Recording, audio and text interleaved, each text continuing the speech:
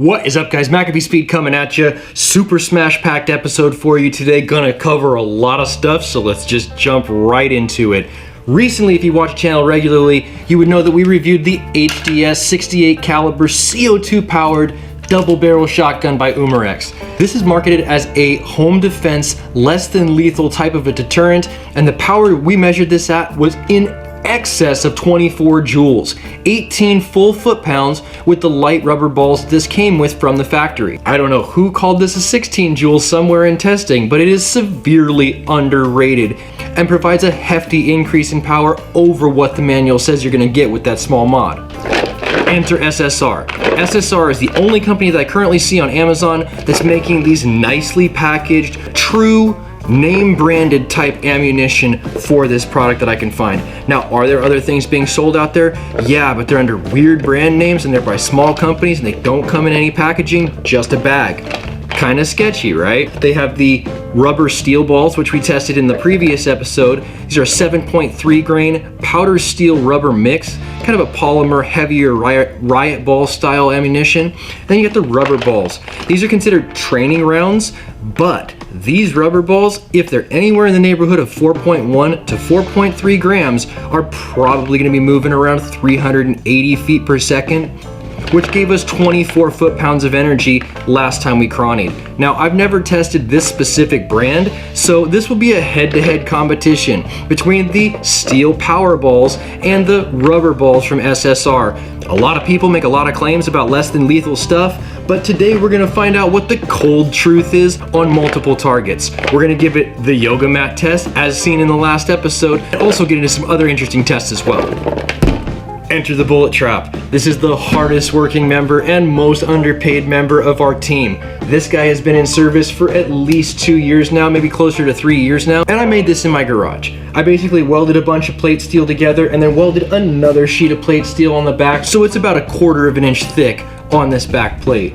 Now, over the time that I've been using it, you can see the powder coat that I applied to it has actually started to fade and discolor from the sun. I think the time has finally come to go ahead and address this issue and re-powder coat our box, guys. And that's exactly what we'll be taking a look at in today's episode. Super mystery color for you guys coming out. I personally think it's phenomenal, and I hope you guys do as well. Without wasting any more time, let's get right into it.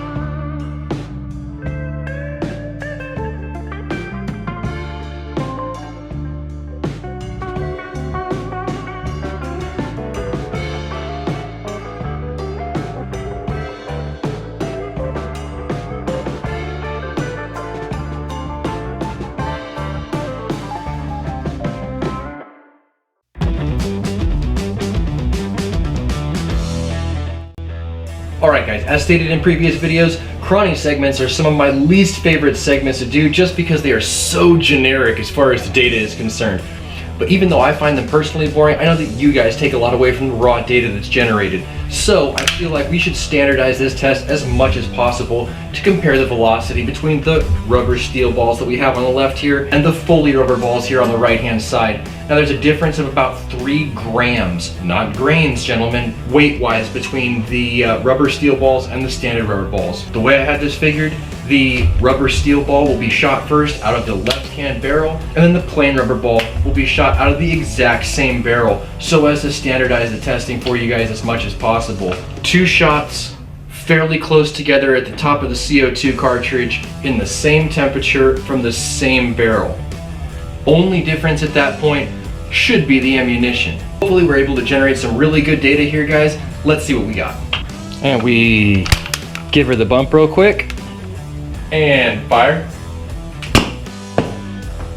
208. Gonna go ahead and give it approximately 30 seconds, 45 seconds, something like that, to kind of let the CO2 cartridge normalize in temperature. Got our rubber steel ball loaded up there, as you can see, guys.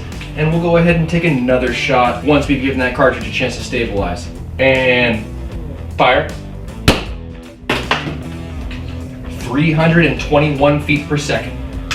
Just for argument's sake, let's go ahead and load up a steel ball first in the right-hand barrel and a rubber ball after that consecutively in the same barrel as well, and see if there's any deviation in the FPS whatsoever. And fire. 217 feet per second there, guys.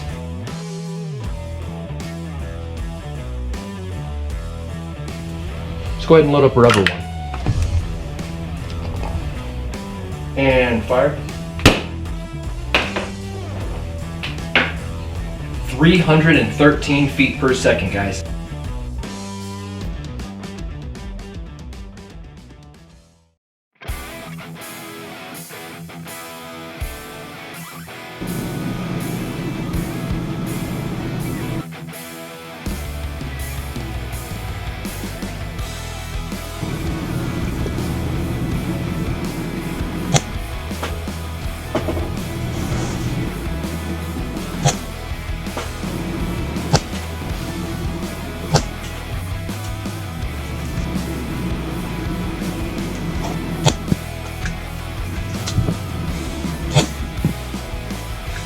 Alright guys, and this was our result here. On the left hand side we have a nice clean hole punch by the steel rubber ball, and on the right side we have that more ragged pass through of the quicker moving rubber ball. Now behind these two impacts you'll see there is absolutely no hole on the left hand side where the steel rubber ball impact right in that yellow powder coat, and then to the right of it right there you see where the rubber ball actually did.